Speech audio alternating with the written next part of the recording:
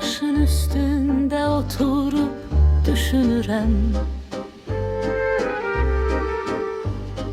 Yadıma düşür yaşıl derim, azad günlerim. O vaxt ne bir qanuna bağlıydım, ne de her hansı bir mekana. Sonra zehirli dodaqlar toxundu alnıma.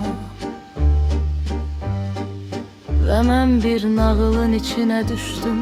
Bedenim özü özüne xəyanət etdi. Yaşıldan xəmir rənginə keçdim. İçimdə bir insan boyatdı, qabı dəyişdim.